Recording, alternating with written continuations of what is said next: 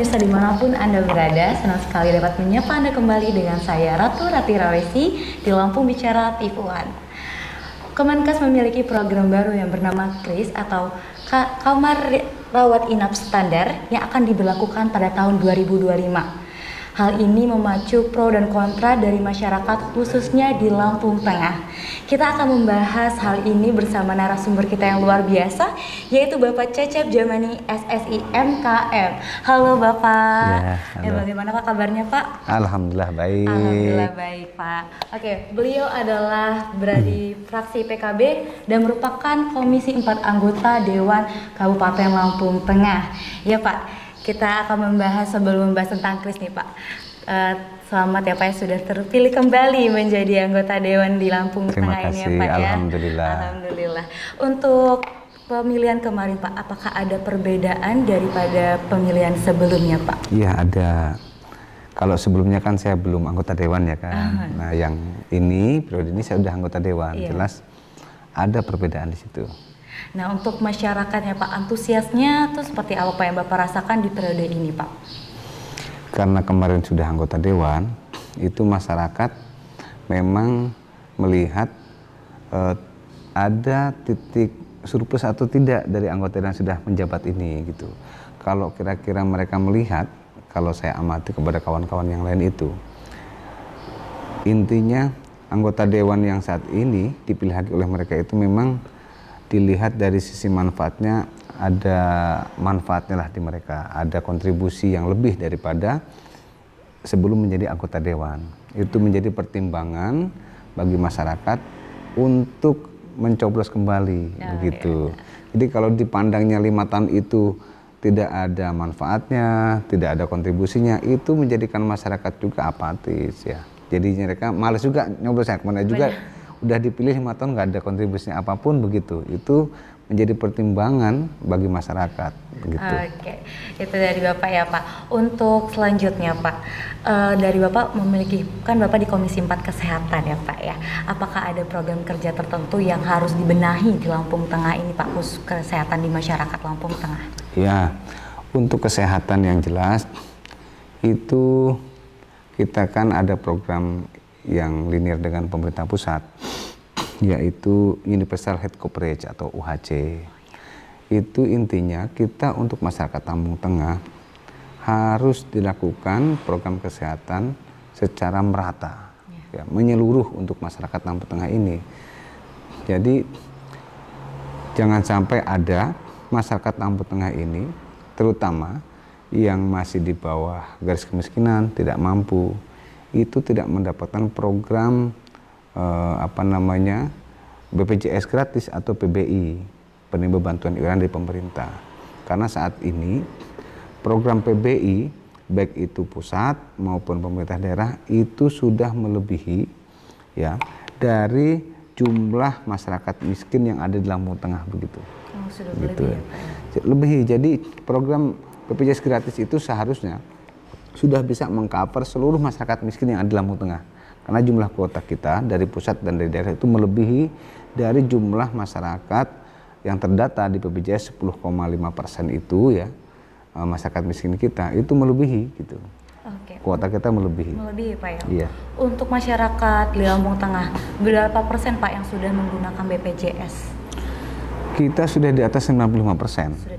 Sudah di atas 95%. Dan itu ini sudah terjamin ya Pak ya untuk kesehatan dan kesejahteraan kesehatan mereka sendiri ya Pak ya? Iya, itu 95% kan terdiri dari peserta PBI ya, penerima bantuan iuran, kemudian peserta mandiri, baik itu dari pekerja maupun dari pemberi kerja gitu, atau bukan pekerja lah begitu. Jadi dia iurannya berdasarkan bukan dibayarkan oleh instansi atau tempat dia bekerja, tapi dia membayarkan sendiri begitu. Oke, sudah baik ya Pak untuk pelayanan kesehatan di Lampung Tengah sendiri. Untuk rumah sakit ya kan ada swasta dan juga ada yang di pemerintah ya Pak ya. Ataukah semua rumah sakit di sini menggunakan BPJS atau ada rumah sakit tertentu yang tidak menerima BPJS itu Pak? Seharusnya itu sudah menerima semua BPJS ya, asal itu memenuhi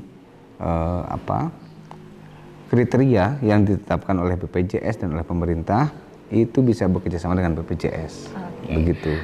Diusung dari BPJS nih Pak, program baru dari Kemenkes yaitu tentang KRIS ya Pak ya, kamar rawat inap standar. Nah menurut Bapak tentang KRIS ini kan memicu banyak pro dan kontra. Untuk Bapak sendiri seperti apa Pak tanggapan tentang KRIS program baru dari Kemenkes ini Pak?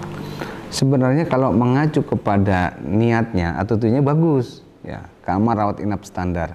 Artinya kan tidak boleh ada kamar rawat inap yang tidak memenuhi standar. Jadi mau kelas 3 pun itu wajib memenuhi standar. Itu kan ada 12 kriteria ya. Iya. Ada 12 kriteria. Jadi termasuk di situ masalah suhu, ventilasi, kemudian oksigen, nakas, semuanya kan diatur di situ. Iya. Jadi dimulai dari komponen bangunan itu tidak memiliki porositas yang tinggi, kemudian ventilasi udaranya juga bagus ya, kemudian pencahayaan udara juga sesuai, sampai masalah outlet oksigen itu wajib ada. Nah saat ini mungkin ketika ada rumah sakit atau klinik yang melakukan proses rawat inap, padahal secara standar belum terpenuhi, saat ini mungkin masih bisa berjalan, tapi ketika program ini sudah diterapkan secara menyeluruh, ini wajib memenuhi standar. Tujuannya bagus, mungkin masalah sosialisasi ke bawah ini yang belum maksimal, sehingga menimbulkan pro dan kontra. Dan juga konsep-konsepnya kan memang harusnya dipaparkan ya ke seluruh stakeholder yang terkait begitu, baik itu dengan anggota dewan, kemudian dengan pemerintahan sampai tingkat desa lah, kemudian dinas-dinas, terutama klinik dan juga rumah sakit. Ini kan mereka juga belum, mungkin sampai saat ini belum dilaksanakan sosialisasi secara menyeluruh itu, mungkin begitu. Itu yang perlu dibenahi. Dibenahi ya Pak ya. Iya. Untuk itu ada kabar sendiri Pak di KRIS ini, yaitu penghapusan ini kelas. Nah apakah penghapusan kelas ini benar atau tidak ya Pak, untuk kelas golongan kelas 3 dan 4 akan dihapuskan menjadi golongan kelas 1 dan 2 gitu Pak? Oh gitu. Sebenarnya saya tidak pernah mendengar ini ya, dan saya juga udah konfirmasi dengan pihak BPJS, udah saya konfirmasi dengan pihak BPJS Lampung Tengah, kelasnya masih ada. Masih ada ya, masih Pak? Ada. Jadi tidak dihapuskan ya Pak ya? Masih ada, perubahan harga juga belum ada begitu. Jadi kelas 1, 2, 3 masih ada. Cuman memang kelasnya, kelas apa namanya rawat inapnya itu loh, kamar rawat inapnya itu yang dibuat standar. Jadi kelas 1, kelas 2, kelas 3 dibuat standar, karena memang kan hak untuk mendapatkan kesehatan itu kan sebenarnya diatur oleh Undang-Undang Dasar. Itu sama, mau masyarakat miskin, masyarakat menengah, masyarakat kaya pun hak mendapatkan fasilitas kesehatan itu sama. Jadi nggak bisa juga dong, misalkan orang miskin obatnya jelek, orang kaya obatnya bagus gitu, atau orang miskin tempatnya jelek-jelek gitu, orang yang menengah ke atas itu peruangannya bagus itu, ya sama, kebutuhan akan kesehatan, fasilitasnya, dokternya, obatnya itu sama, itu hak warga Indonesia untuk mendapatkan itu begitu. Jadi itu hak yang sama, hak dasar untuk mendapatkan kesehatan dan juga fasilitas kesehatan untuk warga negara Indonesia ini. Iya, pasti itu lebih mengacu kepada kemajuan dan kesejahteraan masyarakat di Indonesia ya Pak ya, menerapkan program baru ini. Mungkin akan kita lanjut ya Pak ya tentang KRIS ini setelah jeda pariwara berikut ini.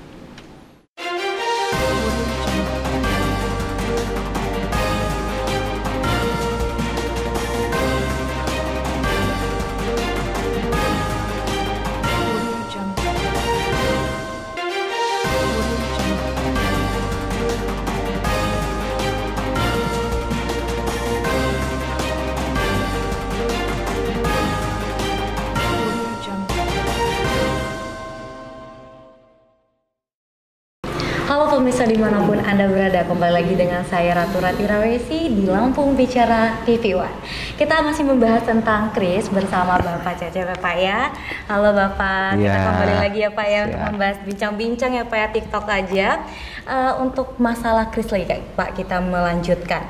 Tadi ada Bapak singgung ada kriteria tertentu untuk menjadi hal dasar kris ini Pak.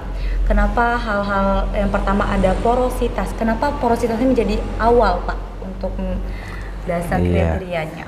Karena kan kita berbicara fasilitas ya. Fasilitas itu kan bangunan. Artinya jelas yang dibahas bangunannya itu. Jadi bangunan itu, porositas itu berhubungan dengan bangunan, tidak boleh. Porositas itu kan pori, celah-celah di antara material-material bangunan begitu. Jadi kalau dindingnya ya rapet, nggak boleh bolong-bolong tuh, ya, nggak boleh bolong-bolong atau kelihatan pasirnya ya rapih bersih. Kemudian lantainya juga sama, lantainya juga bersih, rapih, rapet begitu. Kemudian di antara pertemuan dinding dengan lantai, kemudian atap sama, tidak boleh tidak ada atapnya. Kemudian atau dindingnya itu bata saja, ya kelihatan estetik tapi itu tidak masuk. Oh kelihatan pakai estetik bata aja nggak bisa, karena bata saja itu banyak porositasnya kan, kelihatan berlubang-berlubang itu bisa menimbulkan potensi jamur, kemudian potensi bakteri. Ada di situ begitu, makanya harus tutup dengan rapat ya, tercat dengan baik begitu, sehingga tidak ada celah-celah atau pori-pori di situ yang bisa menimbulkan cross kontaminasi terhadap pasien begitu, atau kontaminasi silang terhadap pasien begitu. Untuk di Lampung Tengah sendiri Pak, Rumah Sakit Lampung Tengah itu porositas kondisinya seperti apa ya Pak ya? Apakah sudah dibilang bagus atau masih kurang gitu Pak porositas rumah sakit di Lampung Tengah? Ya untuk mendapatkan akreditasi ya di situ menjadi rumah sakit itu bangunan itu pertama yang dinilai. Iya bangunan yang dinilai. Ketika bangunan itu layak atau tidak layak itu akan mendapatkan rekomendasi terbit tidaknya izin jadi rumah sakit gitu. Saya kira saat ini semua rumah sakit ya kalau untuk bangunan sudah standar. Cuma nanti tadi itu untuk ke arah kris ya itu kan memang standarnya beda. Mungkin saat ini karena belum berjalan kan, peraturan ini belum berjalan ya, sehingga masyarakat ini belum paham, dan juga rumah sakit klinik belum menerapkan. Di Lampung Tengah saya lihat belum menerapkan. Jadi masih kelas bangsal, kelas 1, kelas 2 kan masih begitu. Kalau kris nanti ya namanya kelas rawat inap standar. Mau dia BPJS kelas 1, mau BPJS kelas 2, mau BPJS kelas 3 itu jadi satu.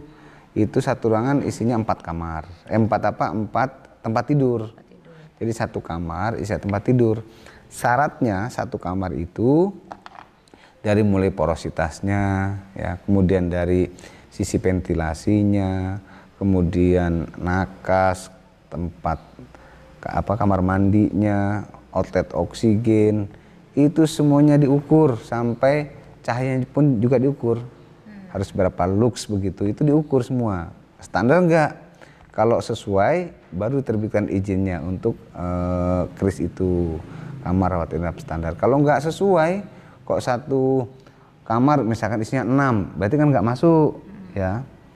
Kemudian jarak antar antar tempat tidur kan itu juga ada ukurannya, harus ada nakas tiap kamar tempat tidurnya, kemudian ventilasinya, pertukarannya bisa 6 kali dalam sehari, kemudian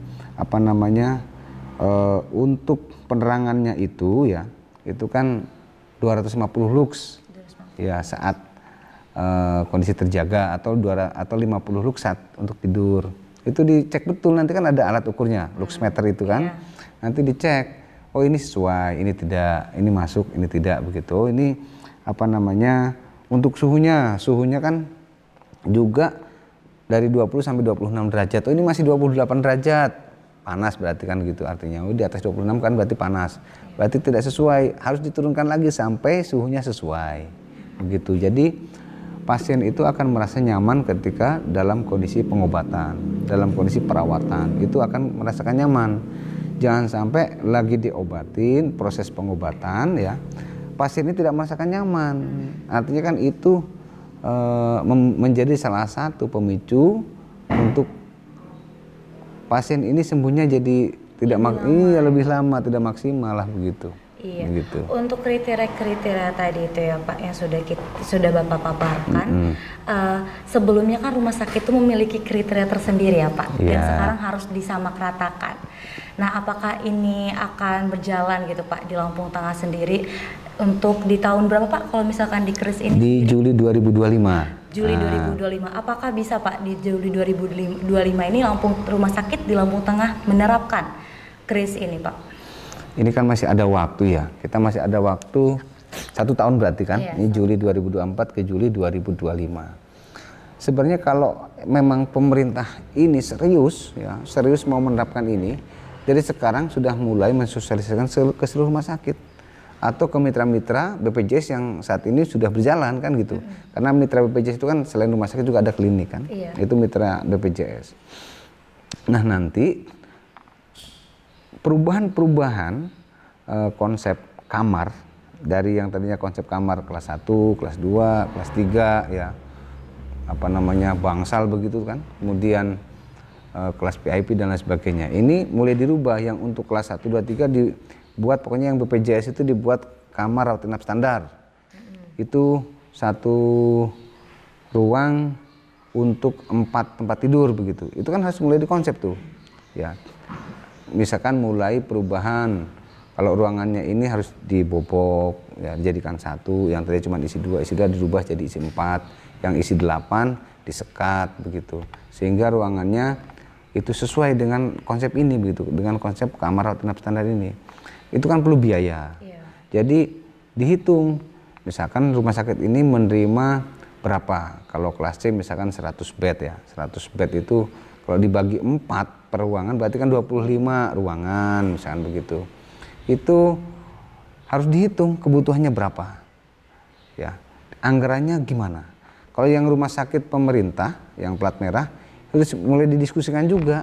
Oh, di 2025 berarti itu harus dianggarkan di tahun ini, di pembahasan murni ini, di tahun anggaran sekarang itu kan akan membahas di 2025, 2024 ini akan membahas anggaran murni 2025. Rumah sakit pemerintah ada berapa, butuh tempat tidurnya berapa, dihitung fasilitasnya dari mulai AC-nya, kemudian lampunya, kemudian untuk perapihan bangunan, kemudian untuk outlet oksigen, nakas dan lain sebagainya, sampai tempat kamar mandinya itu harus dihitung kebutuhannya berapa per kamarnya itu. Jadi per ruangan butuh berapa ruangan begitu. Nah, ini harus dianggarkan di sekarang yang plat merah ini. Kemudian yang rumah sakit swasta ya harus disosialisasikan, diajak kumpul ketemu bagaimana dengan masalah anggaran segala macam. Kira-kira berhitung dari sekarang lah, sehingga nanti saatnya nanti 2025 pas pelaksanaan udah ready, udah siap. Jangan sampai nanti pas pelaksanaan sudah dipaksa ya harus dilaksanakan, ternyata rumah sakit belum ready, faktor anggaran ya kan, faktor ruangan dan lain sebagainya belum ada yang siap. Ini tentu akan menjadi chaos nanti. Itu akan ya tadi menjadi kontroversi, karena memang kontroversi satu butuh anggaran, butuh penambahan biaya, dan juga mungkin yang tadinya biasa di kelas 1 cuman 1 ruangan berdua begitu, ini harus berempat. Nah, ini kan akan menjadi sedikit yang harus dijelaskan oleh pihak BPJS itu begitu kepada para nasabah BPJS ini begitu. Oke, ternyata masih banyak ya Pak yang harus dibenahi dan disiapkan dari sekarang. Iya, betul. Tahun 2025 penerapan KRIS ini ya Pak ya. Betul. Mungkin kita akan bahas lagi setelah segmen ini ya Pak ya. Pemirsa yang di rumah jangan kemana-mana, tetap di TV One Lampung Bicara setelah jeda pariwara berikut ini.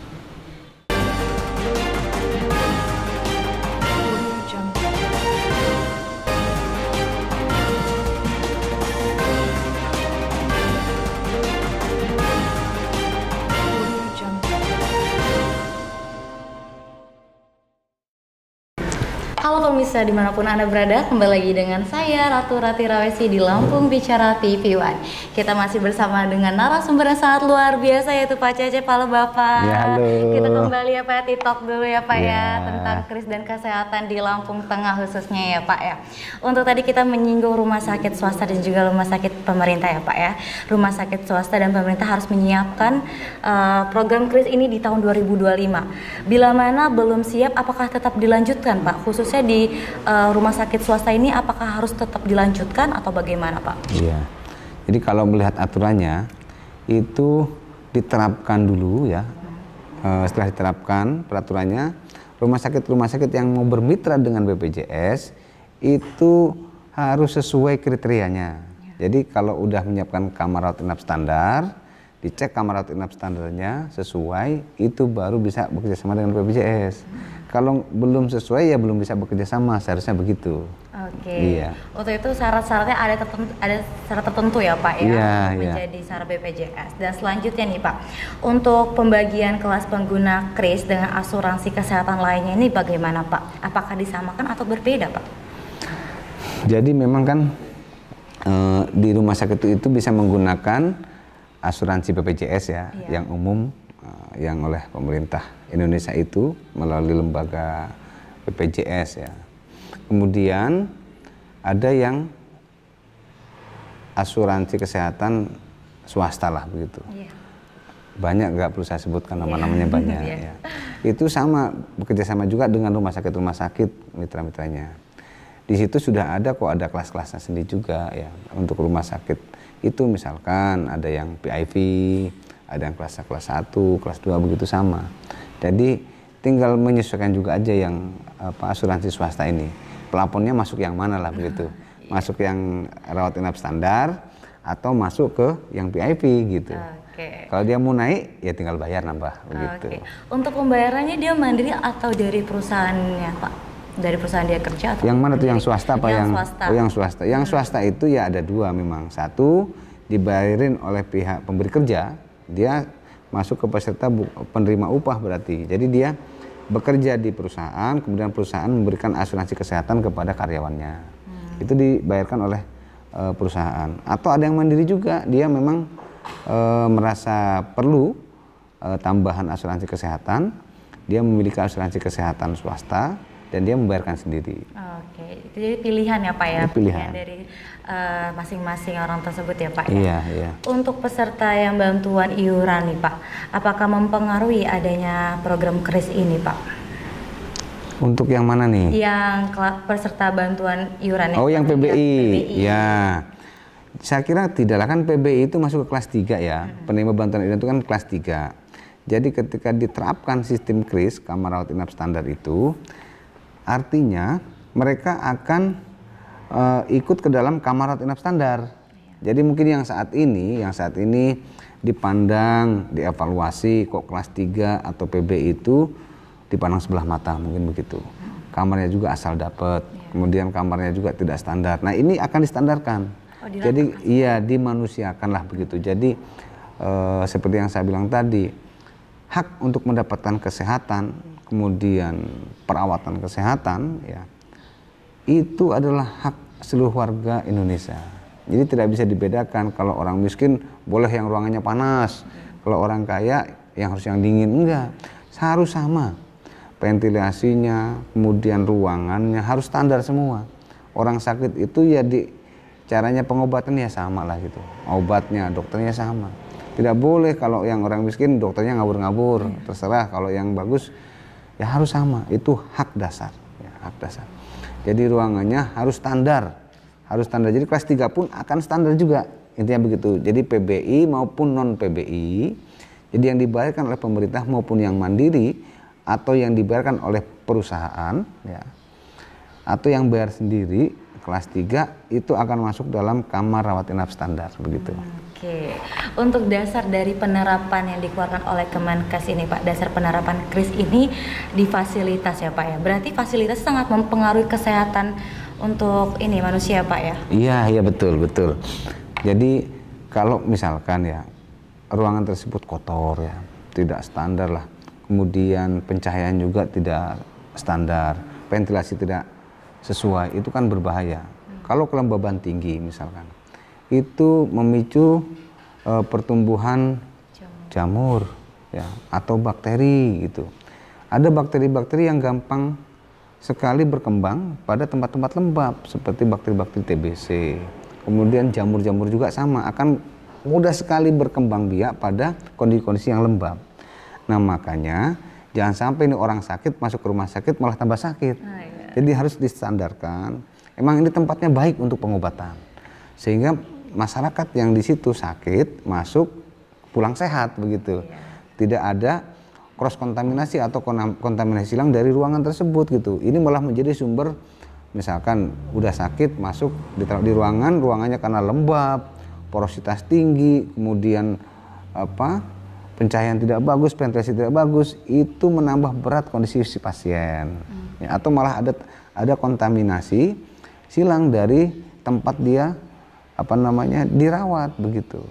Nah ini distandarkan ini supaya si pasien ini begitu masuk ruangan ini semuanya nyaman, kemudian terstandarisasi dari sisi kesehatan, pencahayaan, kemudian juga tidak menjadi sumber penyakit malahan ya, cross kontaminasi dari lingkungan begitu. Ininya semuanya sudah terstandarisasi lah begitu. Itu penjelasan dari Bapak Cecep tentang kris ya. Semoga masyarakat khususnya di Lampung Tengah ini mengerti ya Pak ya, program terbaru dari Kemenkes ini ternyata memang lebih baik lagi ya Pak ya untuk fasilitasnya dan juga waktu untuk kesembuhannya Pak ya. Semuanya lebih baik lah ya Pak ya. Dan sebelum kita tutup pemirsa, sebelumnya Pak Cecep boleh menyampaikan ke pemirsa khususnya di Lampung Tengah selama 3 menit Pak untuk pesan dan kesannya kepada Oke, terima kasih pemirsa semua. Harapan kita di Lampung Tengah ini untuk fasilitas kesehatan itu semakin baik. Apalagi dengan Perpres 59 tahun 2024 ini yang wajib menerapkan kris ya, nanti di Juli 2025. Ini kita harus bersiap dan menyiapkan semuanya sehingga nanti pada saat pelaksanaan kita sudah ready lah ya, dari sisi bangunan, kemudian sisi manajemen dan sebagainya kita sudah siap. Dan juga tujuan dari penerapan kamar rawat inap standar ini tentunya ini untuk meningkatkan fasilitas ya, untuk menstandarkan fasilitas rawat inap. Yang tadinya mungkin ada yang tidak standar, ini semuanya distandarkan sehingga lebih memanusiakan, lebih memanusiawikan lah. Jadi pengobatannya manusiawi, tidak ada lagi kamar-kamar yang ada kesan panas ya, ada kesan udaranya pengap, ada kesan lembab, kemudian porositas tinggi dan lain sebagainya, atau kamar mandinya tidak sesuai, kemudian kebutuhan tiap kamarnya juga, tiap tempat tidurnya tidak sesuai, kemudian kalau terjadi kebutuhan mendadak masalah oksigen juga jadi masalah karena wajib ada outlet oksigen setiap tempat tidurnya tersebut begitu. Nah ini menjadikan perawatan kita di Lampung Tengah ini menjadi lebih baik dan pelayanan yang makin baik juga kepada masyarakat akan menghasilkan kualitas kehidupan masyarakat Lampung Tengah akan menjadi lebih baik dan harapannya akan menjadikan masyarakat Lampung Tengah hidup semakin sejahtera begitu. Oke, ya itulah pemirsa harapan dari Pak Cecep ya untuk Kabupaten Lampung Tengah. Terima kasih pemirsa sudah menonton dan menyaksikan Lampung Bicara di TV One. Saya Ratu Rati Rawesi pamit undur diri. Terima kasih.